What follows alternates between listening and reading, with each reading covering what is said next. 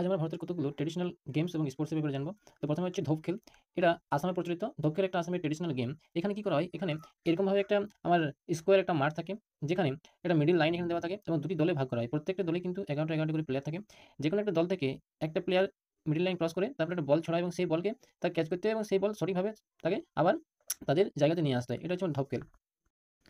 তারপর হচ্ছে আমার ভাল্লাম কালী। এটা কেরালাতে প্রচলিত। এখানে কি করা হয়? এখানে কতকগুলো মানে এরকম টাইপের বোট থাকে, নৌকা থাকে এবং নদীতে বোটের রেস করা হয় এবং এই যে বোট, এই বোটের কিন্তু আকৃতি কেমন হয়? বোটের আকৃতি অনেকটা স্নেক বা সাপের মতো আকৃতি হয়। তো সামনের দিকটা সাপের মতো আকৃতি হয়। একটা নদী থাকে, সেই নদীতে রেস করা হয়। অনেকগুলো লোক থাকে এবং সেই নদীতে রেস করা হয়। এটা হচ্ছে আমাদের বল্লাম কালী। এটা কেরালাতে প্রচলিত। তারপর হচ্ছে জালিকাট্টু। এই জালিকাট্টু এটা তামিলনাড়ুর ট্রেডিশনাল খেলা। এখানে কি হয়? এখানে একটা ষাঁড় থাকে এবং ষাঁড়ের মাথাতে একটা ফ্ল্যাগ টাঙানো থাকে। ষাঁড়ের মাথায় একটা ফ্ল্যাগ টাঙানো থাকে এবং সেই ফ্ল্যাগকে মানে ছিনতাই করে সেই ফ্ল্যাগকে নিয়ে আসতে হয়। এটা হচ্ছে জালিকাট্টু এবং এই জালিকাট্টুকেই কর্ণাটকেও প্রচলিত। কর্ণাটকে এটাকে আমরা হারি-হব্বা বলে থাকি। হারি-হব্বা বা হরি-হব্বা।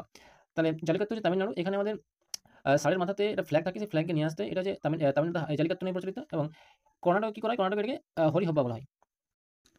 তারপর হচ্ছে ছাগল কাংজি, যেটা মণিপুরে প্রচলিত ছাগল কাংজি। এই নাম থেকে আমরা বুঝতে পারবো এখানে কি করা হয়। এটা সাধারণত পোলো বা পোলোর মতো খেলা হয়ে থাকে পোলো। কিন্তু ছাগল মানে হচ্ছে আমাদের এখানে হর্স, ছাগল মানে হচ্ছে হর্স।